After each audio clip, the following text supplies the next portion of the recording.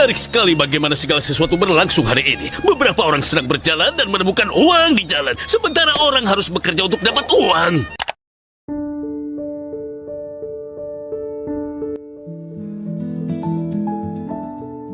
Coba deh kamu pikirin ini sebentar. Kenapa ya? Ada orang yang kelihatannya santai, nggak kelihatan ngoyo, tapi uang tuh kayak mengalir sendiri ke hidupnya. Sementara kita kerja keras setiap hari, lembur, hemat, bahkan rela ngorbanin waktu buat keluarga. Tapi tetap aja rekening nggak pernah tumbuh signifikan. Saya pernah ada di fase itu. Saya kira masalahnya di jumlah kerjaan, atau kurang hoki, atau karena saya bukan dari keluarga kaya. Tapi ternyata bukan itu. Masalah sebenarnya bukan di apa yang saya lakukan, tapi di bagaimana saya berpikir soal uang. Dan pas saya ubah cara mikirnya, bukan langsung jadi miliarder ya, tapi ada sesuatu yang berubah pelan-pelan. Peluang datang lebih sering, uang mulai lebih stay di rekening, dan saya nggak lagi merasa dikejar-kejar hidup. Makanya hari ini saya pengen ajak kamu gali bareng. Pola pikir seperti apa sih yang bikin uang datang sendiri? Bahkan ke orang biasa kayak kita. Setelah saya sadar kalau pola pikir itu punya peran besar, saya mulai pelan-pelan belajar. Saya perhatiin orang-orang yang berhasil secara finansial, bukan cuma yang kaya, tapi juga yang hidupnya tenang. Dan saya nemuin pola yang menarik. Ternyata, cara mereka mikir tentang uang beda banget dari kebanyakan orang. Termasuk saya. Dulu. Uang itu ternyata bukan soal siapa yang paling rajin atau siapa yang paling pintar ngitung. Uang cenderung datang ke orang yang punya cara berpikir tertentu. Cara berpikir yang nggak diajarin di sekolah, nggak dibahas waktu kuliah, dan seringkali justru bertentangan sama apa yang kita dengar sejak kecil. Nah, di video ini, saya mau ajak kamu kenalan sama 3 pola pikir utama yang secara diam-diam membentuk hubungan kita sama uang. 3 pola pikir yang bisa jadi bikin kamu terus merasa kurang atau justru jadi magnet uang tanpa kamu sadari. Dan jangan khawatir, saya nggak cuma ngomongin teori. Saya akan kasih contoh nyata, pengalaman pribadi, dan cerita orang-orang sekitar yang mengalami perubahan besar hanya karena mereka berani mengubah cara berpikirnya. Siap buat mulai ngeliat uang dengan cara yang dia? Kita lanjut. Kita mulai ya. Jadi gini, saya pengen kita ngobrol dari hati ke hati dulu soal satu hal. Kebanyakan orang, termasuk saya dulu, nganggep kalau uang itu urusan kerja keras, nabung, hemat, dan kalau bisa jangan boros. Saya yakin kamu juga pernah dengar saran-saran kayak gitu kan? Nggak salah kok, serius, nggak salah. Tapi ternyata nggak cukup. Karena kalau cuma modal kerja keras, semua buruh pabrik itu harusnya udah kaya. Kalau cuma modal hemat, orang-orang yang hidup super minimalis harusnya udah punya kebebasan finansial. Faktanya nggak gitu. Saya dulu juga ngerasa heran. Kok ya ada orang yang kerjanya santai, bahkan kelihatan kayak main-main, malah duitnya ngalir terus. Sementara kita yang mikirnya serius, hemat mati-matian, malah susah keluar dari lingkaran gaji ke gaji. Nah, di titik ini, saya mulai belajar. Saya amati orang-orang yang uangnya datang dengan lancar. Bukan karena mereka korupsi atau nyolong, tapi karena cara mereka melihat uang itu beda banget. Nah, dari semua pengalaman itu, saya rangkum 3 pola pikir utama yang menurut saya wajib banget kamu pahami. Kalau nggak mau selamanya jadi budak uang. Kita mulai dari yang pertama. Pola pikir kelimpahan versus pola pikir kekurangan. Saya dulu hidup dalam pola pikir kekurangan. Saya takut kehilangan, saya takut uang habis. Akibatnya setiap kali ada uang, saya simpen mati-matian. Saya nggak berani ambil peluang, saya nggak berani investasi, bahkan belanja barang berkualitas pun saya ragu karena takut. Kalau nanti butuh uang dan nggak ada lagi. Mungkin kamu juga pernah ngerasa kayak gitu. Dan ternyata pola pikir ini bikin kita terus hidup di lingkaran ketakutan. Kita nggak bisa maju karena merasa semuanya serba terbatas. Akhirnya yang muncul bukan rasa syukur, tapi rasa was-was. Sementara, orang dengan pola pikir kelimpahan melihat uang itu seperti air sungai, mengalir, datang dan pergi. Mereka percaya bahwa selama mereka punya skill, selama mereka bisa memberikan nilai ke orang lain, uang akan terus datang lagi. Saya pernah ngobrol sama teman saya, seorang pebisnis yang sukses banget. Dia bilang ke saya, selama saya bisa nyelesain masalah orang lain, uang akan datang lagi. Dan itu bikin saya mikir dalam. Oh, ternyata uang nggak pernah betul-betul habis, selama kita tahu cara menciptakan nilai. Nah, mindset kelimpahan inilah yang bikin orang-orang berani ambil risiko. Mereka nggak asal nekat ya, tapi mereka nggak takut mencoba hal baru, belajar skill baru, Bahkan gagal pun nggak bikin mereka nyerah. Karena mereka percaya rezeki itu luas. Saya pelan-pelan nyoba mindahin cara mikir saya. Saya mulai nyadar kalau dunia ini luas banget. Saya nyadar kalau rezeki nggak selalu cuma datang dari gaji. Bisa dari karya, dari kolaborasi, dari ide-ide kreatif, atau bahkan dari skill kecil yang kita asah terus-menerus. Pas pola pikir itu saya tanam, hidup saya mulai beda. Saya nggak lagi takut kalau rekening tinggal sedikit, karena saya yakin saya masih punya peluang nyari lagi. Saya nggak lagi ngerasa kecil kalau lihat orang lain kaya, karena saya tahu peluang itu juga bisa datang ke saya kalau saya terus nambah nilai diri saya. Dan dari situ muncul keberanian berkembang. Nah, sekarang saya mau kamu refleksi juga. Kamu lebih sering mikir dalam posisi kekurangan atau kelimpahan, karena jawabannya akan sangat ngaruh sama masa depan finansial kamu. Kita lanjut ke pola pikir kedua. Pola pikir investor versus pola pikir konsumen. Ini menurut saya salah satu yang paling bikin banyak orang nyangkut di zona nggak pernah maju-maju. Saya sendiri ngalamin. Dulu setiap kali dapat uang, saya langsung mikir, belanjain apa ya? Atau jalan-jalan kemana ya? Atau paling mentok, disimpan aja deh biar aman. Padahal kalau kita mau ngelihat dari sudut pandang orang kaya, mereka selalu bertanya hal lain. Mereka nanya, gimana caranya uang ini kerja buat saya? Itu beda banget. Mereka bukan sekadar mikir belanja. Mereka mikir supaya uangnya bisa bertambah nilainya. Supaya uangnya bisa bikin peluang baru. Contohnya simple, ada orang dikasih 10 juta. Yang satu langsung beli gadget terbaru. Karena mikir biar puas, biar kelihatan keren, biar up to date. Yang satu lagi pakai 10 juta itu buat ikut workshop bisnis, belajar skill baru, atau bahkan jadi modal usaha kecil-kecilan. Beberapa bulan kemudian, yang beli gadgetnya udah turun harga, nggak bisa apa-apa. Sementara yang ikut workshop, skillnya nambah, usahanya jalan, duitnya malah beranak pinak. Jadi bukan salah punya keinginan konsumsi ya. Saya juga manusia kok. Pengen healing, pengen makan enak, itu wajar. Tapi bedanya orang kaya selalu memprioritaskan supaya sebagian besar uangnya diubah jadi aset dulu. Entah aset pengetahuan, aset bisnis, atau investasi lain. Dan itu nggak harus langsung gede. Waktu saya pertama kali nyoba, saya sisihkan sebagian kecil uang jajan. Saya beli buku, ikut kursus daring, coba jualan online kecil-kecilan. Nilainya nggak seberapa, tapi impactnya gede banget di mindset saya. Saya jadi terbiasa berpikir, uang ini bukan buat dihabisin. Uang ini alat buat bikin peluang. Dan ketika kamu udah terbiasa mikir kayak gitu, peluang makin sering datang. Karena kamu punya skill, kamu punya koneksi, kamu punya mentalitas nyari peluang. Sekarang coba kamu refleksi juga. Setiap kali pegang uang, apa pertanyaan kamu? Belanjain apa atau investasiin kemana? Beda kalimat, beda hasilnya. Kita masuk ke pola pikir ketiga. Pola pikir bertumbuh atau growth mindset. Nah, ini dalam banget. Dan kalau kamu pegang terus, seumur hidup kamu nggak akan stuck. Karena gini, banyak orang yang ngerasa sudah cukup tahu, merasa udah cukup pinter. Akhirnya mereka malas belajar, malas upgrade diri, dan berhenti berkembang. Padahal dunia terus berubah. Bisnis berubah, teknologi berubah. Cara orang ngasilin uang berubah. Kalau kita nggak mau belajar, kita ketinggalan.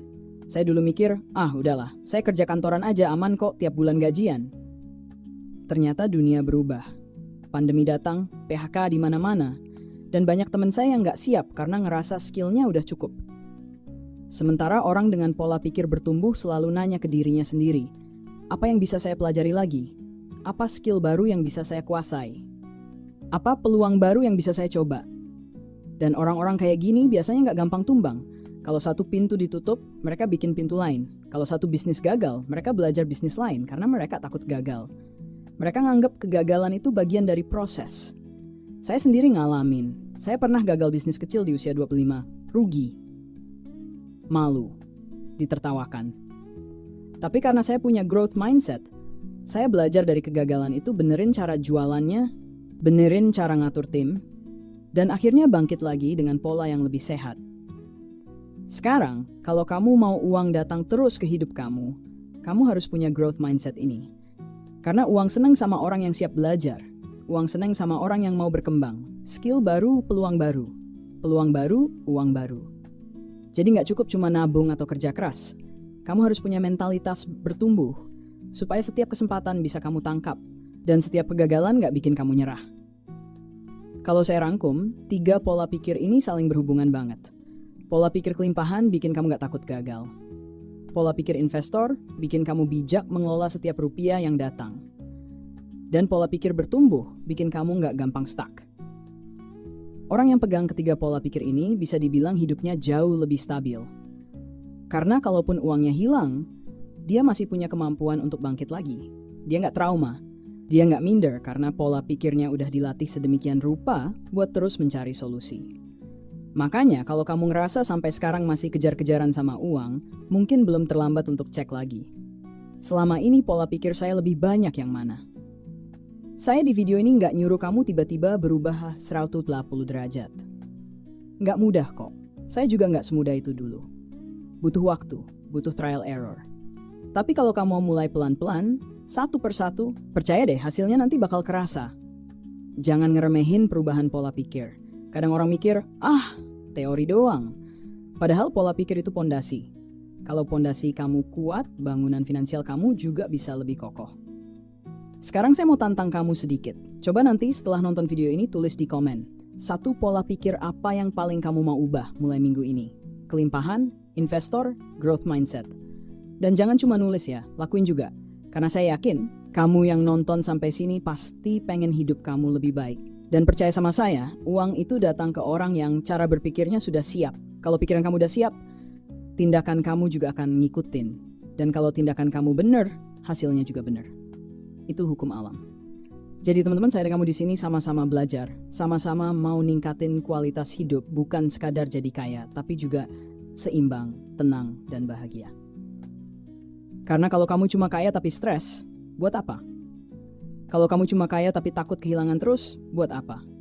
Makanya hari ini saya ajak kamu belajar pola pikir yang bikin uang datang dengan cara yang sehat. Bukan sulap, bukan cepat kaya, tapi sustainable. Di bagian selanjutnya saya bakal cerita contoh nyata supaya kamu makin kebayang gimana prakteknya, bukan cuma teorinya. Yuk kita lanjut bareng-bareng. Sekarang, biar kamu makin kebayang gimana pola pikir ini bekerja dalam kehidupan nyata, saya mau ceritain beberapa kisah yang menurut saya bisa membuka mata kita semua. Cerita-cerita ini nyata. Ada yang saya alami sendiri, ada yang datang dari orang-orang terdekat. Dan semuanya punya satu benang merah. Perubahan dimulai dari cara berpikir. Kita mulai dari Dani. Dani adalah seorang freelancer desain grafis. Skillnya bagus, kliennya ada, tapi setiap kali dapat proyek, dia selalu menyimpan uangnya rapat-rapat. Bukan buat investasi, bukan buat belajar, tapi sekadar ditahan karena takut. Takut nggak ada pemasukan bulan depan. Saking takutnya kehilangan, Dani jadi nolak proyek-proyek besar. Dia nggak mau upgrade laptop, nggak mau beli lisensi software, bahkan nggak berani ajak orang bantuin kerjaan. Semua dikerjain sendiri sampai akhirnya dia burnout. Saya pernah bilang ke Dani waktu itu, kamu tuh bukan kekurangan uang, tapi kekurangan keyakinan. Setelah ngobrol panjang, dia mulai berani pelan-pelan. Dia ubah mindsetnya. Dia mulai percaya kalau selama dia terus belajar dan kasih nilai lebih ke klien, uang itu akan terus datang lagi. Dan bener aja, sekarang Dani justru bisa pilih proyek yang sesuai passion, karena dia udah gak kejar-kejaran lagi sama ketakutan kehabisan uang. Lalu ada cerita Mira, seorang pekerja kantoran yang hidupnya terlihat stabil. Gaji oke, bonus juga dapat. Tapi setiap kali ngobrol dia selalu bilang, aku gak pernah bisa nabung, gajiku habis terus. Waktu kita hitung bareng pengeluarannya, ternyata uangnya lebih sering habis untuk hal-hal kecil yang kelihatan sepele. Belanja flash sale, delivery makanan hampir tiap malam, dan langganan aplikasi yang gak dipakai. Saya tanya, pernah mikir buat investasi? Dia jawab, takut rugi. Dan waktu itu saya cuma bilang, kalau kamu gak mulai sekarang, kamu udah pasti rugi. Rugi waktu, rugi peluang. Akhirnya Mira mulai dari yang paling kecil. Dia beli reksadana tiap bulan, ikut webinar keuangan, dan belajar dari pengalaman. Dalam 1 tahun, dia punya dana darurat dan sekarang dia bahkan nyicil properti kecil buat disewakan. Mira akhirnya sadar bahwa uang itu bukan cuma untuk dibelanjakan, tapi untuk ditumbuhkan. Cerita ketiga datang dari Tio. Dia ini montir bengkel. Mungkin kesannya biasa aja ya. Tapi yang luar biasa dari Tio, dia punya rasa ingin tahu yang tinggi. Setiap malam Tio nonton video tentang mesin, belajar teknologi otomotif terbaru, dan bahkan pelan-pelan belajar coding. Teman-temannya bilang dia aneh, tapi dia tetap lanjut. Dan beberapa tahun kemudian, dia buka bengkel sendiri. Bukan bengkel biasa, tapi bengkel yang pakai sistem booking online dan database pelanggan digital. Sekarang Tio punya 2 cabang. dan sistem bengkelnya dipakai juga sama bengkel lain di daerahnya. Semua itu terjadi karena dia punya pola pikir bertumbuh. Dia percaya bahwa belajar itu bukan buat pintar, tapi buat siap menghadapi masa depan. Dan itu bikin dia nggak pernah kehabisan jalan. Lalu ada satu cerita lagi, cerita saya sendiri. Dulu saya mikir kalau cara untuk jadi sejahtera itu cuma satu, kerja keras. Jadi saya kejar jam kerja, lembur, ambil semua tawaran yang ada, bahkan yang saya nggak suka. Tapi tetap aja hasilnya nggak sebanding sama lelahnya. Sampai saya sadar bukan kerja kerasnya yang salah, tapi saya nggak punya strategi. Saya nggak punya pola pikir jangka panjang. Saya mulai belajar, ikut kelas, baca buku, ngobrol sama mentor. Dan perlahan pola pikir saya berubah. Saya jadi lebih paham kapan harus kerja, kapan harus berpikir, dan kapan harus istirahat. Dan dari situ, saya mulai lihat perubahan besar. Bukan cuma soal uang, tapi juga cara saya menilai hidup. Terakhir saya mau cerita soal Rian. Rian ini jago banget di bidang kreatif. Bisa ngedit video, desain, bahkan bikin musik. Tapi dia selalu bilang, aku belum cukup bagus untuk dibayar. Dia nunggu sampai sempurna dulu sebelum mulai. Akhirnya tahun demi tahun lewat, skillnya makin bagus, tapi nggak ada penghasilan. Sampai suatu hari dia iseng upload hasil karyanya di media sosial. Dan nggak disangka banyak orang yang tertarik. Dia mulai dapat order dan sekarang justru ngajarin orang lain juga. Saya tanya ke dia, apa yang berubah? Dia jawab, aku cuma mulai percaya bahwa skill itu punya nilai. Dan aku nggak harus nunggu jadi paling jago dulu untuk mulai. Dan saya setuju banget. Karena di dunia nyata, bukan orang paling pintar yang paling sukses, tapi orang yang paling siap untuk terus belajar dan terus mulai. Semua cerita tadi punya benang merah. Mereka bukan orang paling hebat, bukan yang paling banyak modal, tapi mereka berani mengubah cara berpikir. Mereka sadar bahwa uang nggak datang ke orang yang cuma kerja keras, tapi ke orang yang cara berpikirnya selaras sama nilai, pertumbuhan, dan keberanian. Sekarang pertanyaannya, dari cerita-cerita tadi, kamu merasa lebih relate sama yang mana? Dan yang lebih penting lagi, pola pikir apa yang siap kamu ubah mulai hari ini?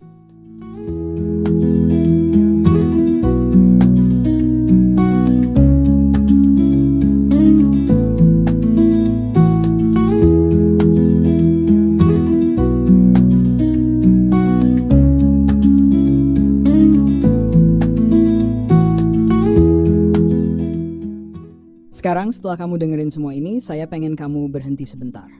Tarik napas, dan tanya ke diri kamu sendiri. Selama ini, cara saya berpikir soal uang itu lebih sering bawa saya ke arah yang mana? Ke arah ketakutan, keraguan, dan penundaan? Atau ke arah keberanian, pertumbuhan, dan peluang? Saya tahu, ngubah pola pikir itu nggak bisa instan. Saya juga butuh waktu bertahun-tahun buat pelan-pelan berani lepas dari cara mikir lama. Tapi saya percaya kalau kamu nonton sampai sejauh ini, itu artinya kamu bukan cuma cari hiburan. Kamu lagi nyari arah. Dan saya ingin kamu tahu, kamu nggak sendirian. Di channel ini, kita belajar bareng. Saya nggak lebih hebat dari kamu. Saya cuma lebih dulu jatuh dan belajar bangkit. Dan apa yang saya tahu, akan terus saya bagi supaya kita bisa sama-sama jadi pribadi yang lebih stabil. Nggak cuma secara keuangan, tapi juga cara berpikir. Makanya, kalau kamu ngerasa video ini bisa bantu kamu ngelangkah lebih baik, jangan lupa untuk klik like dan share ke teman, keluarga, atau siapapun yang kamu rasa butuh dengar hal ini. Kalau kamu pengen dapat insight-insight seperti ini terus, langsung aja klik subscribe dan aktifkan loncengnya. Karena kedepannya kita akan bahas lebih banyak topik tentang bagaimana membangun kehidupan finansial yang bukan cuma kuat, tapi juga sehat dan tenang. Dan seperti biasa, saya mau kamu tulis di kolom komentar. Satu hal paling ngena dari video ini yang kamu bawa pulang hari ini. Tulis dengan jujur. Karena kadang, menulis itu juga bentuk perubahan kecil. Dari pikiran ke tindakan. Ingat, keseimbangan bukan tujuan, tapi cara menjalani hidup. Sampai ketemu di video selanjutnya, saya pamit dulu. Jaga pikiran, jaga dompet, dan jaga arah hidup kamu.